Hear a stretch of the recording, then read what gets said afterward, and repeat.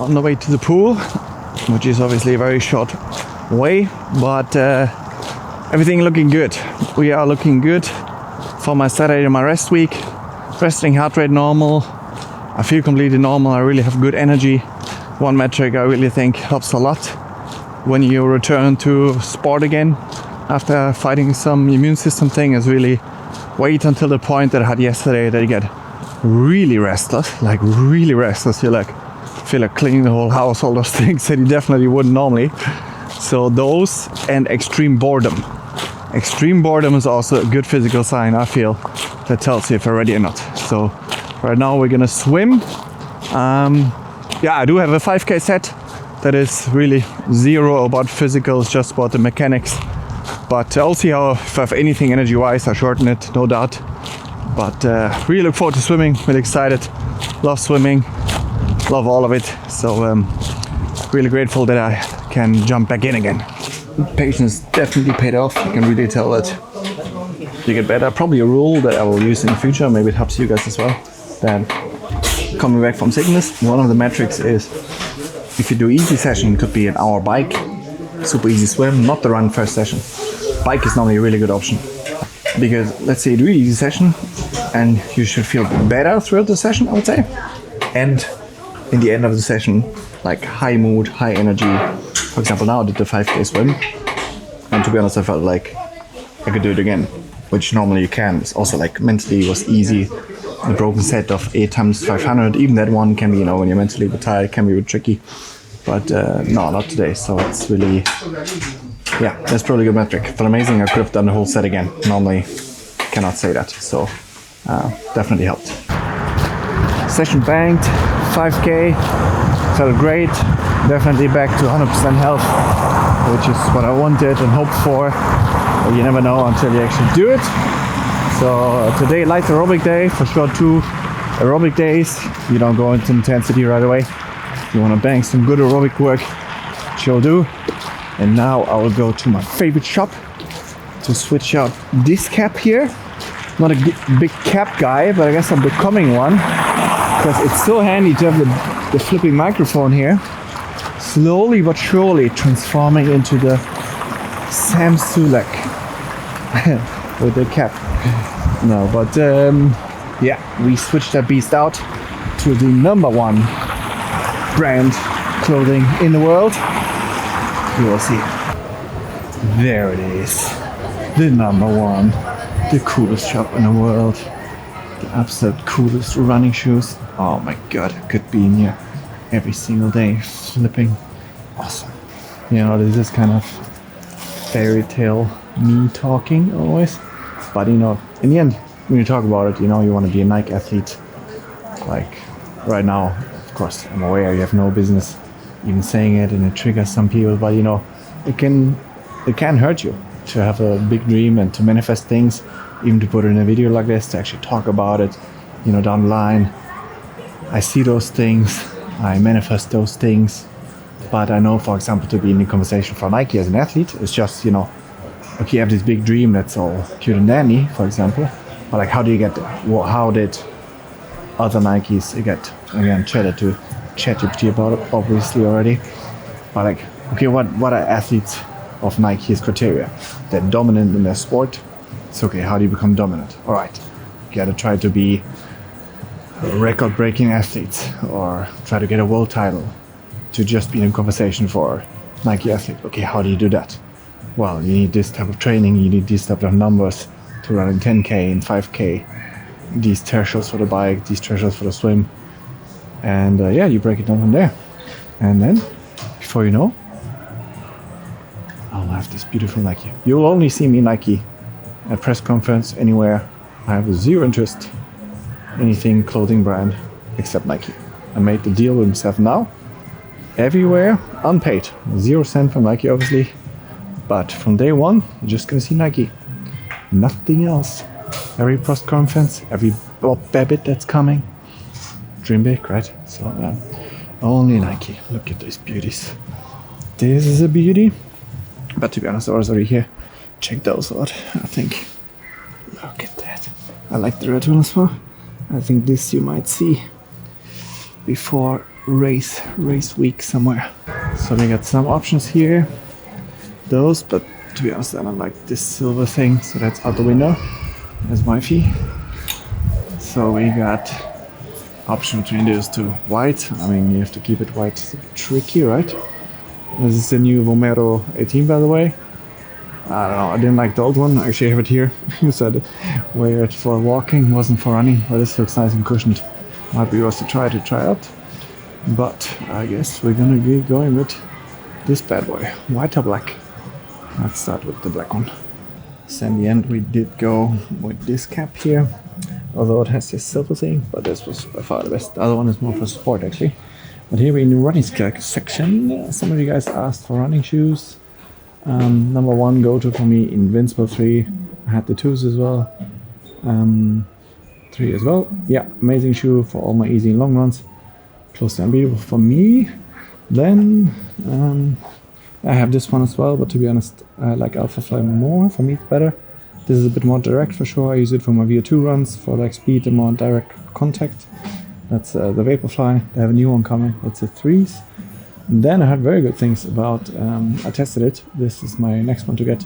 Zoomfly 6. Seems to be very good. Lots of cushioning, a bit more responding. So for sure good. For like if you want to get any new shoes, I would say recommend. For long easy runs, go for Invincible. Try it in shop obviously. Try one of those maybe. Go for easy and long runs. And then for like tempo, even threshold, all the other stuff, you don't have to buy carbon. You can go for something like this here. Also this color looks really nice. So yeah. They got a new CEO, Nike, and you can tell because there was a bit of a dip for 1 or 2 years, I feel, or 3, when went downhill. But now they're back in business for sure. Pegasus trail version. Man, imagine getting all this a pile of shoes. Alright, we have been upgraded to the Nike version. Very good. So, can't hurt me talking about it, you know. Also talking about your dreams and goals. To talk about it, put it into words. That's something, it's the first step, but more important than the dreamy fairy tale stuff is the action you take towards it. So, talking dream is good. There's a time for that. But very important to not get lost in the dream state and do the steps that I need to do to get in the future and make it special.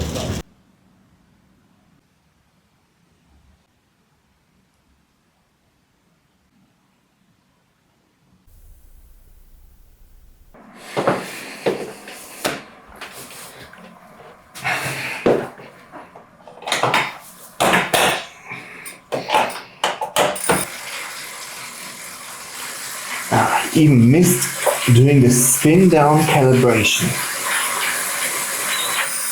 There, you know, you like love the sport. So we are looking at a beautiful 2-hour bike ride, 220 to 240 watts, keeping it easy for sure.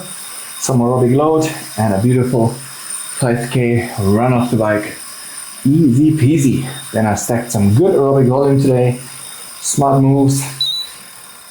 For sure, because you're looking, if you're this fresh, you know, which I'm now feeling, you kind of have this energy to just get out, right? And what most people do, and I did it in the past, is kind of, you feel so good and fresh, you want to like unleash this beast as quickly as possible, like your energy deposit quickly out.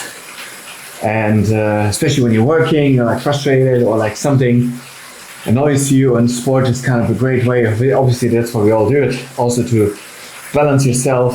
But then it's very different if you're exercising, meaning you're training 3 times a week, no specific sport goal, you're just doing it for health benefits and feeling good. Fine, go out, unleash that energy with each run if you want to, totally fine, and if you don't get injured, do whatever you want. But if you're training, meaning you have a goal, you might have a coach or a training plan, that mindset has to go out the window, because for me now, I'm feeling good and fresh, which is amazing, right? So today, a good aerobic day, tomorrow as well, and then starts the actual 3-week block that gets me better, that gets me closer to my dreams and goals. That's why I improve. So what's very easy to do is in week 1 of this, after let's say an easier week or easier day, whatever, however you structure your training, you feel good, right? So there you have to be careful with feeling good, that you don't exert, even mentally, the energy too quickly. You don't want to release that energy too quickly, like that. That's not training, right? So what I want to do is I have to dose this pent up energy now, mentally, physically, feeling good and fresh. Exactly what I want to feel towards the end of the easy week. Really shed all the fatigue, not this chronic fatigue buildup. I don't want to have a 4-week off season after my season because I'm so mentally and physically in the hole. Then I really effed up the season. Like, I love doing this. I'm gonna have a week easy no matter what happened with racing, and then I go back to it. That's basically it. Unless I feel I need more recovery, but yeah, we'll see. I take it then. But what I'm saying is I'm gonna sprinkle this energy buildup. That is the idea after an easy week. I'm gonna sprinkle over those 3 weeks. So by week 3, I still need to be hitting the key session numbers, targets, which will be significantly more difficult than week 1. Week 1, mostly you hit them pretty easy. And there's a tricky one because you have 2 metrics how to improve, let's say in a key session. You can go for more volume as a new load, or you can go for more intensity. In the VO2 run, we're keeping the volume 6 times 5 minutes, but we're increasing the intensity. So there, no matter how I feel, I need to look what did I do last block and make a small progression from that. No matter how I feel, because if I go, let's say the first Tuesday intensity in the morning VO2 run, which we have coming soon, and I go out super hot, and I feel great, I'm like, rah, rah, rah, amazing, new PBs. Yeah, that's cute and dandy, but I need to do the exact same in week 3. That's a whole nother game.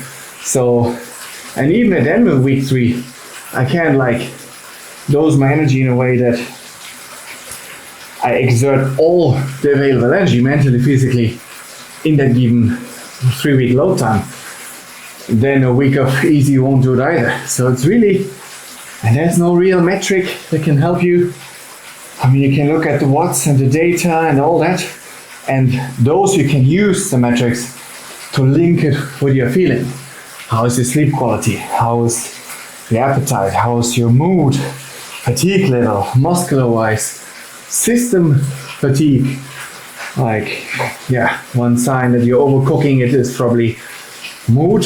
That's really in the basement, that's the one. And sleep quality.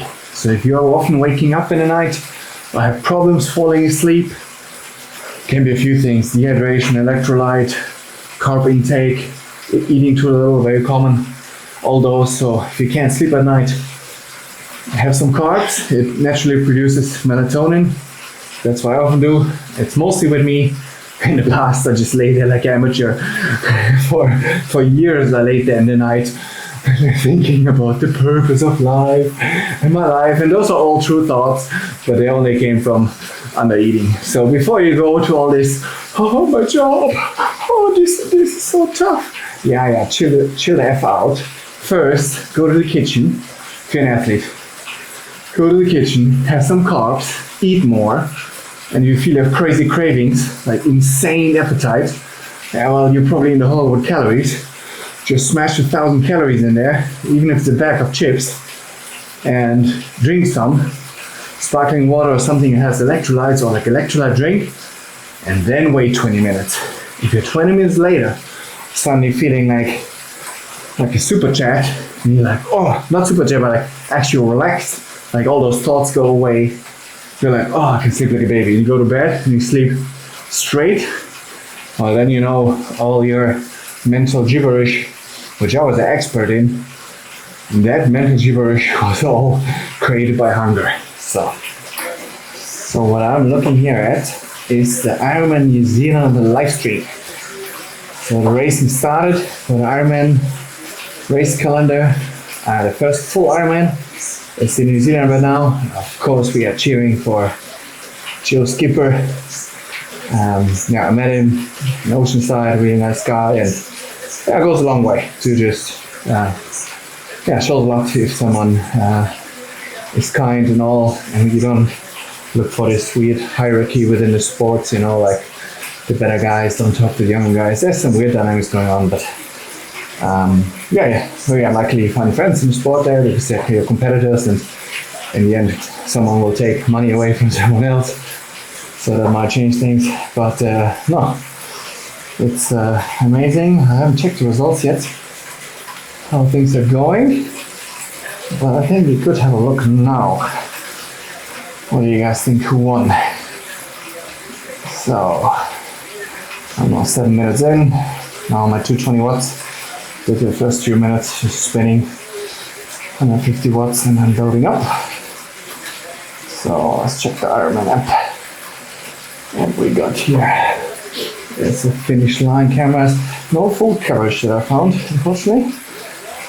But we can check the tracker. Hope I'm not spoiling anything, but anybody that's keen on it will anyways have checked. Let's check the women first. Women Pro, who won? Who's that? Someone new. Regan Holyoke. I hope I didn't ruin that name. She won, definitely the first Ironman, we've never heard that name before. And then second place, America. Josie McCauley, also, I assume a new name in sport. Very cool. And third, Nina Devon from Switzerland. Very cool. Then we got the men. Too bad, Joe got second. But second. So Mike Phillips, first spot. Very cool, he won. 47, high 47 swim, 412 bike, fast on net course, 241, 240 flat run. And Joe had a quicker bike, 410, 51 swim, and he had a 240 flat run as well. I got him second. And third place, Jack Moody, Australian guy, high 47 swim, 413 bike, 242. So they're all within minutes, It's cool. Really tight racing always. The levels high. I really like that. But well done. Show a lot of happy guys and a lot of people at bad races. It's always what the sport is. Here comes the winner. Let's check it out. Let's get some winning whites in this room. Let's go. Boom. 7:45. Nice. Very cool. So I believe he had some issues and on off. I think when he came out hot, you see that quite often in the sport, that people come out very hot and then something happens. A bit like average years, I would say, for him. I'm sure you would agree. And now back with a win. Must be over the moon. They just see endurance sports, the ones, that don't quit, keep dreaming, no matter what anybody says. They just love the sport, and he got rewarded. Awesome to see. All right, I'm gonna be riding this 2-hour bike, and then I see you for the run. Bike ride done, 2 hours. It's really nice. Enjoyed it, the whole thing. After an hour, I went from 220 watts to 240. Because it's still easy range for me. Heart rate was still only 120. The beginning was a bit higher because when you're fresh, you kind of stabilize it like 26, 126, 128, which is high for me after for 220 watts. But again, that's the freshness and not the thickness. You have to kind of tell the difference. It's really tricky. It comes with experience. And then stabilized to the 120 range, even 118. And also legs felt totally fine, even with only 30 grams of carbs. For this ride, I simply didn't need it. So just a bar, electrolyte drink though, and another Omara scoop with 30 grams of carbs. And now we are in the beautiful 5K run. Loving it. I'm I'm rocking my Texan Bucky's hat. Some of you guys might remember. I brought it back out because it's basically summer here now. I mean, look at the surface. No problem whatsoever. No ice slipping around. Easy. I mean, we're still looking at 1 degree Celsius. I have to get better with the Fahrenheit and miles on the fly. I'm gonna study it for you guys, so all the Americans, I get some more or less accurate conversions on the fly. I believe 40 Fahrenheit is 0 Celsius, but I gotta double check that. On somewhere in there, maybe 20, 40 Fahrenheit. Anyways, good for here. If you're used to minus 10, 15, no problem. So, temperature is not my thing. Legs, of course, good, but I check back in and a bit later. The last thing about sickness, and then it's completely in the past, is something I learned from my mentor Jess. And always evolving on the mind, really important that I work on that as an elite athlete. Any limiters, any fears, any doubts, anyone. You need people on your team that dream bigger than you. Even if I'm a big dreamer, everybody has some limiters and insecurities, and but they kind of try to boycott you. So with my team, that cannot happen. So it's great. What I want to say is sickness, as I learned from her, we often label that as bad as athletes for always, right? If you're an athlete, if you hear sickness, you label it as bad. Like, man, I can't train, this and that. But don't be so sure about that. While in the moment, sure, you think, man, what the hell? But if you really think it through, oftentimes, after having been sick, whatever it was, you know, like a flu, or God knows what, oftentimes it's just your body getting some rest that it probably hasn't gotten in a long time. So oftentimes it's just your body telling you, okay, hey man, I want some rest. And then you gotta be, you know, not mad about it and be like emotional attached. Just say, okay, my body wants some rest. I'm gonna give it everything, and not be like, oh man, I could have done that, and be like negative about your training plan. You know, training plan is not something sent down from heaven, from God, that is basically, if you don't follow this training plan, your life is not gonna become what you want. It's something made up by humans. Everything is made up by humans, perspective, opinion. So it's really important to not attach to that. And yeah, I had no issues with this sickness mentally now, but again, experience. I have been extremely sick in the past for a long time, so I appreciate everything. That's why you hear me talk about gratitude and all those things, and some people maybe think it's corny and can't hear that stuff, but then you shouldn't watch my channel because there's a lot more of that coming. So I remember being so sick, not with flu, but I had all kinds of shit going on here. Don't even want to know, long story. But a good 2 years. And I remember when the first time with a bike, currently in Switzerland where I live, ride up this hill. Like in the past, you know, I wouldn't even consider training. It's like a 3-minute hill, 4-minute. I remember this surge of like positivity. Like, man, he just rode up this hill. How flipping amazing is that? So there, all those experiences, something I never forget. So looking at a bit of a muddy path here, I really love it. So it's beautiful for running, legs are fresh, energy is good. It's all in the past. Body's fresh and ready for a new block of work. Yeah, can't wait. And you know, for tomorrow, we are looking at not catching up or anything like that, right? We don't want to do that, that's not very wise. So how can I train tomorrow that the next 3 weeks after that are doing great? It's in progression with coming back. The benefit of if you actually rest it out properly and not, you know, start back 1 or 2 days too early, have the discipline to do that. And again, as an athlete, you need to experience that first to know, oh my god, this is so much better. Then you don't have to ease in for like a week into the load because you're starting healthy. It's like you had an off season and you start back in. you're not worried on the second day of off season either if you have a hard swim because you're healthy. But if you start before you're healthy, well, then you probably, your ego is happy that you're training and you have some green in your training plan. But your first week is probably a bit of a hit or miss and you're not really training. You might try a key session and then you're like, oh, I feel bad, because obviously your body's still in a hole. So yeah, tomorrow we are meeting with Mr. Bucket again in the morning. Can't wait. Again, that whole set is definitely gonna be a bit on the easier side. I'm not gonna push it hard. It's just easing back into some gentle intensity. Not, I don't want to be super out of breath or anything there.